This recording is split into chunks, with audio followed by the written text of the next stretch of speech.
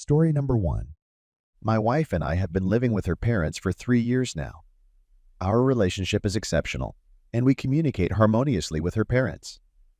They are modest, hardworking people, devoid of any arrogance or pride.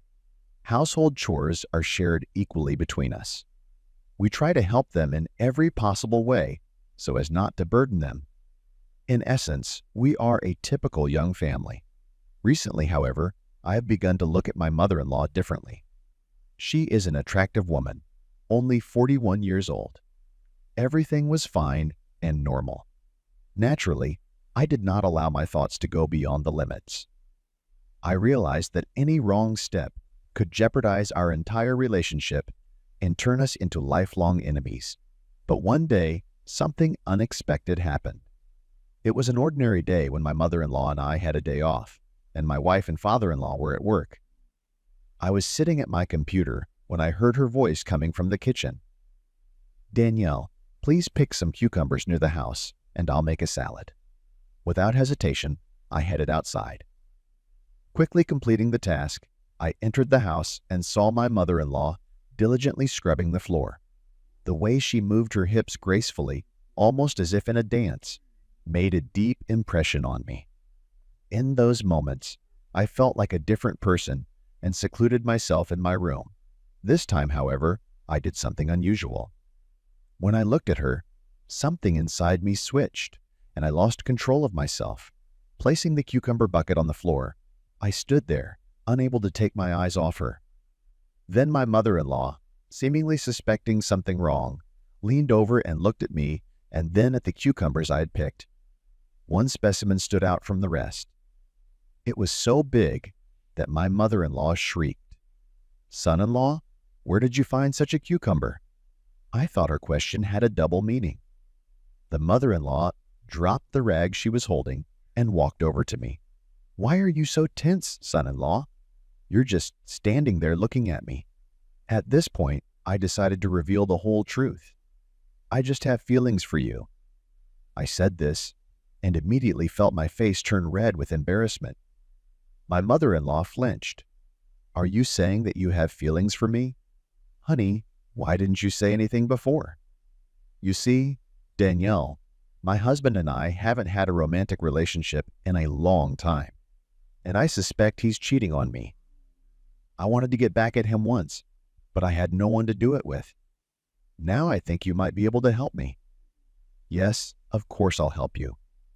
I'd do anything for you." "That's good. Good for you. Come on, son-in-law. I'll freshen up now, and you come and see me in half an hour." I was in a state of shock at what I heard. Half an hour passed quickly, and I found myself standing outside her room. The door opened, and my mother-in-law, without saying a word, pulled me inside. It was an extraordinary experience. The next day went as usual. I walked my wife to work, came home and sat down at the computer. I proceeded carefully, not wanting to scare her. Besides, my mother-in-law took charge of the situation. At first, she moved around the house as if nothing had changed. However, then there was silence. After about 10 minutes, the door to the room opened, and my stunning mother-in-law appeared. Our secret affair continued, and we agreed to behave as usual, hiding our true feelings. The well-being of our family and avoiding embarrassment was at stake. Remarkably, it's been 2 years now, and we've successfully hidden everything without even arousing any suspicion. Story number 2.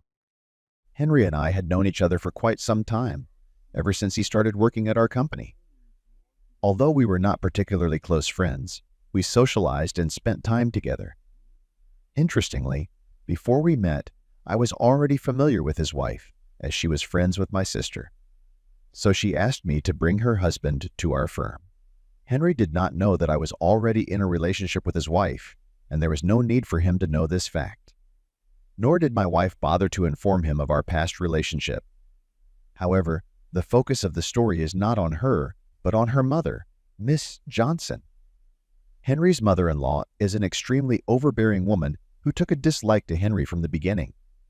To her, he was an outsider, and she considered him unworthy of her daughter, despite having once lived in Chicago herself. Upon retiring, she moved to the countryside, which at first brought Henry relief. Unfortunately, the respite was short-lived. Mrs. Johnson began incessantly harassing him and trying to get him to do chores at her home in the village. In short, the situation worsened considerably. In short, she needed help again with the kitchen renovations. Seeking help, Henry turned to me. "Scott, please be a good friend and keep me company at my mother-in-law's house to fulfill her request. I can't handle it myself, and I have no desire to be there. She has become such a bore that I can't stand it any longer." "All right, Henry, I'll help you. However, perhaps she just wants you." I looked at my friend with a chuckle. "Scott, are you kidding me? I'm on the verge of losing my patience with her."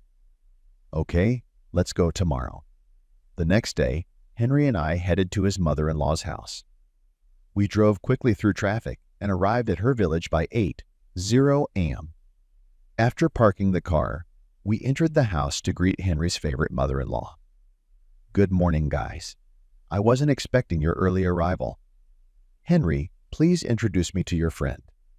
Henry replied, "This is Scott, and this is my mother-in-law, Miss Johnson." Scott politely replied, "Nice to meet you, Scott. How long have you known Henry? Why hasn't he invited you to visit before?" Scott replied, "We've known each other for quite some time, but just haven't had the opportunity to come here before." She started giving us signs of attention, her eyes glistening with excitement. It was fun to watch. She was an attractive woman, with a nice build and a pretty face, though a little overweight, which only added to her charm. After a short rest, we set out to make repairs. We labored until evening, following the agreed plan. Then we went to the baths, and afterward we sat down at the table. Melissa, that was the name of her mother-in-law, had prepared a delightful treat for us. We enjoyed drinks and appetizers. She sat next to me, keeping her eyes on my body. I deliberately didn't wear a t-shirt as it was hot after the bath. She playfully set my food down and poured alcohol for me.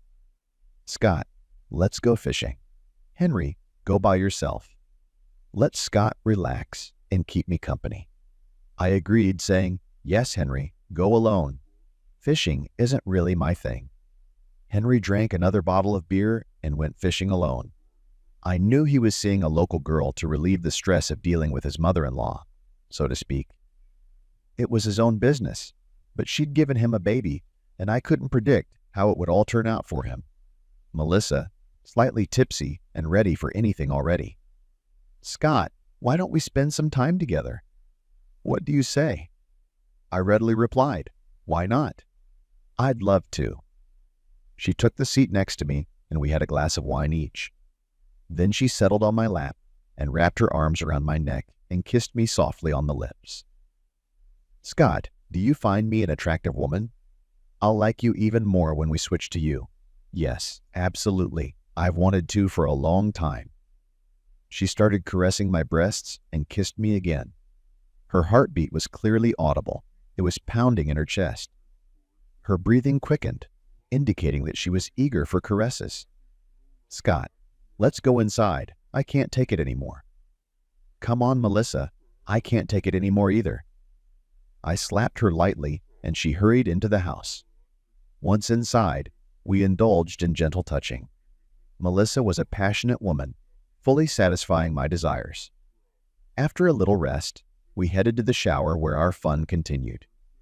After pampering ourselves in the shower, we finally went to bed. We were completely exhausted.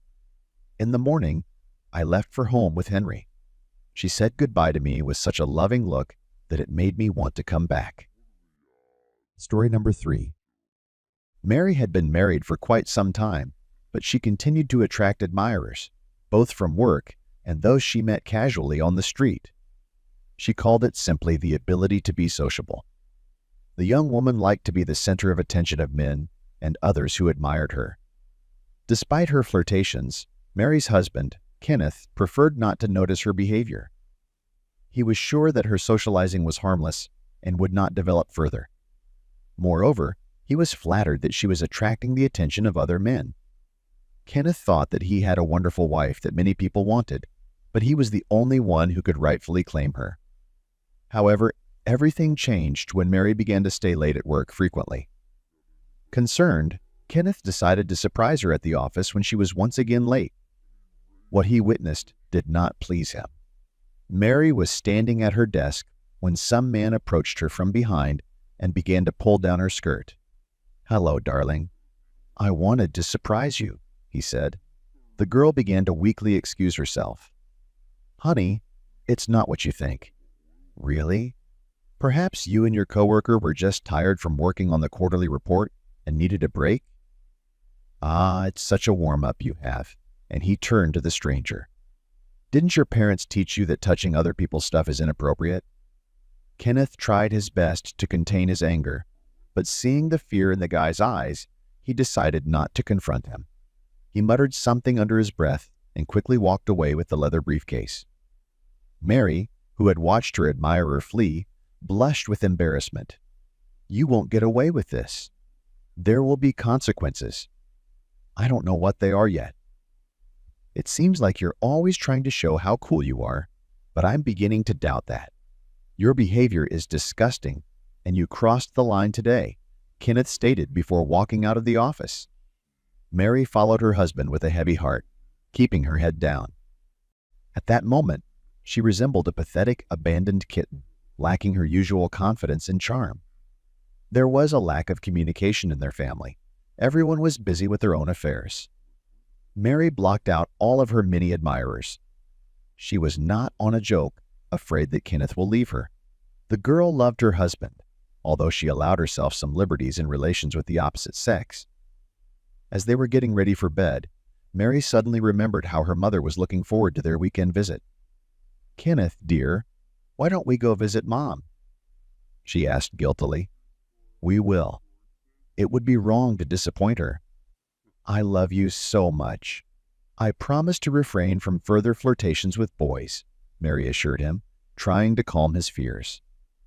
Kenneth gently removed her hand. "Let's go to bed. I have a busy day ahead of me tomorrow." By the end of the weekend, they had made up. Arriving at their mother's house, they were in high spirits. "Hi, Mom." Mary greeted her mother by kissing her on the cheek. "Greetings, my dears." The mother-in-law hugged her daughter warmly, and then her son-in-law. He handed her a small cake. Anna accepted the innkeeper's and went with him to the kitchen. "Wash your hands and to the table," she said on her way out. Mary did not go, and Kenneth obediently headed for the bathroom. Right in front of Kenneth, a pair of oversized panties was hanging on the dryer. Suddenly, Mary entered the bathroom and asked loudly, "Mommy, why are you hanging underwear there?" "It's inappropriate."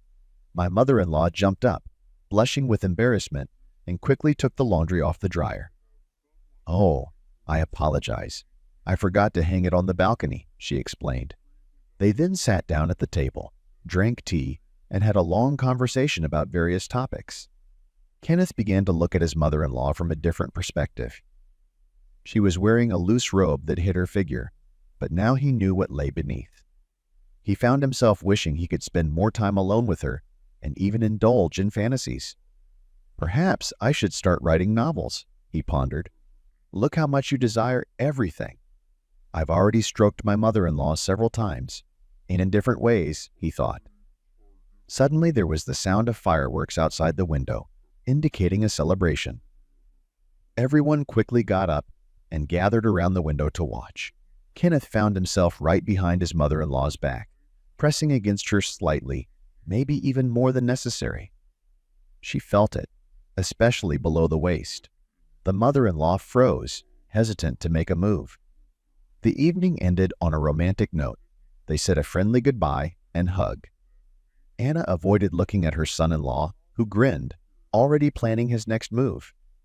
Kenneth called his mother-in-law to see if she was free in the afternoon.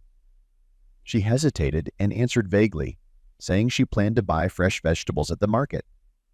Kenneth offered to go together, picking her up an hour later. "I don't feel comfortable bothering you for such a trifle," her mother-in-law objected. "Nonsense.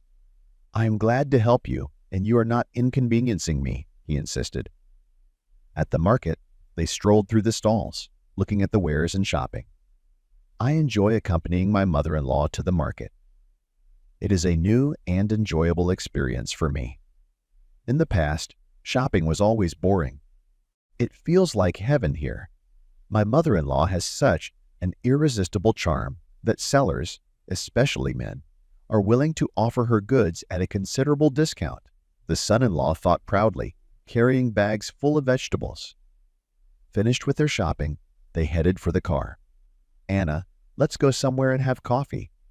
Forget about these cafes. Let's go home. I'll make coffee for you. On the way, we'll stop at a bakery and get some cakes.